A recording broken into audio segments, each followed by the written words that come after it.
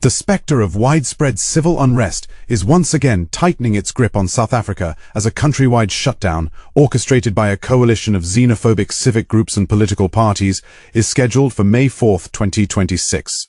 A group identifying itself as the Concerned Citizens and the Voters of SA has issued a call to action demanding the repatriation of all foreign nationals, whether they hold valid documents or not, under the chilling warning that this is necessary to avoid civil war. The planned march, set to culminate in the delivery of a memorandum to President Cyril Ramaphosa and Gauteng Premier Panyaza Lesufi at the ANC's Luthuli House, represents the most audacious and potentially violent escalation in a months-long campaign to scapegoat migrants for the nation's deep-seated socio-economic crises. This is not merely a protest.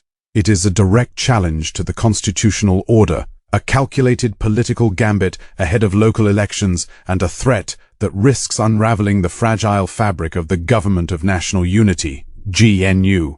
The architects of this planned shutdown are not a solitary fringe element, but a network of increasingly brazen groups and opportunistic political parties. The Concerned Citizens Group has laid out a radical and illegal ultimatum. All foreigners, documented and undocumented, must be removed from the country. Their memorandum explicitly targets state institutions, demanding that the Departments of Education, Health, and Correctional Services purge undocumented individuals from their premises to save money for South Africans. The group is actively mobilizing a wide array of societal actors, including political parties, student organizations, taxi associations, hostel residents, and churches, to ensure a complete paralysis of the nation on the 4th of May. Their rhetoric is laced with a profound sense of betrayal, branding the Government of National Unity as useless or traitors of the nation for its perceived failure to act on their demands. This hardline stance has found fertile ground in a constellation of other groups, most notably Operation Dudula and the March and March movement. Operation Dudula, whose name translates to pushback in isiZulu, has transitioned from a vigilante movement to a potent political force, directly blaming undocumented migrants for high unemployment, crime, drug trafficking, and pressure on public services. The human cost of their vigilante politics is devastatingly concrete. In a horrific incident on July 31, 2025, a one-year-old Malawian boy died after Operation Dudula members blocked his family from accessing treatment at 2 government clinics in Alexandra because they lacked a South African ID. The economic freedom fighters have since lodged a murder charge, a stark reminder that this is not abstract policy debate, but a matter of life and death. Despite a Johannesburg High Court order in November 2025 interdicting Operation Dudula and its leaders from intimidating, harassing, or assaulting non-citizens, the movement continues to operate with alarming impunity, a testament to the state's reluctant and ineffective response. The March and March movement, led by Ngobese-Zuma, has amplified this rhetoric, framing it as a righteous defense of national resources. During a march in Durban, Ngobese-Zuma railed against undocumented foreigners using public health care, demanding they be forced to pay for their own services. Her speeches are a masterclass in scapegoating, laced with dangerous historical parallels. She has publicly declared that foreigners are laughing at us from buildings they took for free, and has drawn a chilling comparison to colonialism, warning, "Do you remember how white people treat us? They came to visit and ended up saying they discovered us. One day, these foreigners will say the same." When critics accuse her of xenophobia, she defiantly responds, "If wanting to be put first is xenophobia, then we will wear that badge with honor." The most alarming hidden implication, however, is the cynical political exploitation of this xenophobic fervor. The upcoming local government elections have turned immigration into the sharpest political flashpoint, with parties on the right and left scrambling to outdo each other with ever more draconian proposals. The march in Durban on March 25, 2026, laid this bare, as a bizarre coalition of convenience came together under the March and March banner. Herman Mashaba, the leader of Action SA and a mayoral candidate for Johannesburg, joined the protest, calling for the immediate arrest of illegal immigrants across South Africa and alleging they are responsible for bringing drugs, counterfeit goods, and raping children.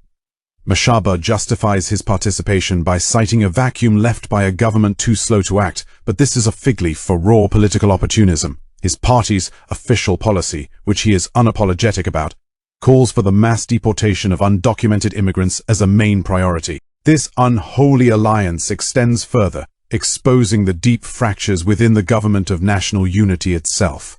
The Patriotic Alliance, led by Gayton Mackenzie, who also serves as the Minister of Sports, Arts and Culture in the GNU, has aligned itself with this movement. Mackenzie has openly expressed support for the heavy-handed tactics of the U.S. Immigration and Customs Enforcement, ICE, agency under Donald Trump, advocating for the en masse deportation of illegal immigrants and the reinforcement of borders. While he claims to respect cabinet discipline and not speak for the government on immigration matters, his public stance as a party leader directly contradicts the principles of the coalition he is a part of, exposing a critical vulnerability within the GNU. The Inkatha Freedom Party, IFP, and the Mkhonto-weSizwe Party, MKP, have also thrown their weight behind these protests. The IFP's eThekwini secretary, Joshua Mazibuko, stated that simply being in the country illegally is an issue on its own, sufficient grounds for removal, while the MKP-aligned labor and civic organization LACO warns that xenophobia is brewing as a ticking time bomb if local hiring is not prioritized. This multi-party consensus on an anti-immigrant platform signals a dangerous mainstreaming of xenophobia, where political actors across the spectrum are weaponizing the misery of the unemployed for electoral gain, while offering no real solutions to the structural failures of the economy. The hidden, interconnected implications of this rising tide of hatred are profound and extend far beyond South Africa's borders. The rhetoric of the Concerned Citizens Group directly contradicts the South African Constitution, which guarantees rights to dignity, equality and protection under the law for all individuals within its borders, regardless of nationality. Legal analysts warn that calls for the forced removal of individuals based solely on their origin could expose the organizers to criminal liability. Yet the state's response has been a study in contradictions. On one hand, the Department of Home Affairs has dramatically ramped up deportations, totaling 109,344 by March 31, 2026, a cumulative increase of 46% over 2 years. This aggressive enforcement, praised by Minister Leon Schreiber, would seem to validate the anti-immigrant narrative. On the other hand, the government faces the reality of its own institutional weaknesses. It has been revealed that there are only 832 immigration officers nationwide, many lacking basic electronic devices to verify the authenticity of passports. This monumental capacity gap, with provinces like KwaZulu-Natal having only 64 officers for a population of 12.3 million, makes a mockery of the calls for mass deportation and suggests that the crisis is as much a function of state failure as it is of migration. The economic scapegoating that fuels these protests is a dangerous distraction from the true drivers of South Africa's malaise. While the unemployment rate hovers around 32%, and some 3 million foreigners constitute about 5.1% of the population, experts caution that chasing away migrants will not magically create jobs. As political science lecturer Dr. Lubna Nadvi has argued, jobs are usually created by investment and public-private partnerships and not chasing people away. The focus on migrants deflects attention from issues like load shedding, corruption and the lack of investment, the real structural anchors dragging down the economy. The tragedy of this misdirection is that it is already costing lives and destabilizing communities. Protests have turned violent in Bopomani Township, near Howick, where residents looted shops and stormed homes, and in Kugompo, formerly East London, where a protest against foreign nationals shut down the city. The international implications are already materializing, threatening South Africa's standing as a leader in Pan-Africanism and regional integration. The planned shutdown has prompted urgent diplomatic interventions. On April 22, 2026, Ghana's Minister of Foreign Affairs, Samuel Okudzeto-Ablakwa, held a telephone conversation with his South African counterpart, Ronald Lamola, following viral videos of Ghanaians being subjected to extremely disturbing xenophobic attacks. Minister Lamola promised full-scale investigations, and the South African government has scheduled a briefing with African ambassadors to address the crisis.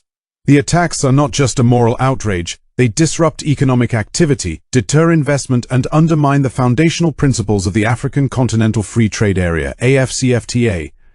As the continent's largest economy, South Africa's descent into xenophobic violence sends a devastating signal to its neighbors and the rest of the world, threatening the very idea of African unity. The planned shutdown on May 4, 2026 is a watershed moment for the Republic. It is not a spontaneous outburst of popular anger, but a coordinated, politically orchestrated campaign to institutionalize hatred.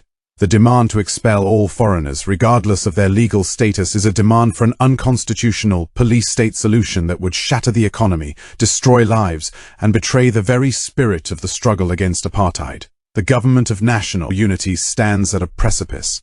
It can either capitulate to this xenophobic populism, further destabilizing the country and alienating its international partners, or it can summon the political will to enforce the rule of law, protect the vulnerable, and address the real, complex causes of unemployment and inequality. The path of scapegoating is a path to civil conflict and international pariah status. The time for decisive, principled action is now, before the storm on 4th May breaks into a catastrophe from which the nation will not easily recover.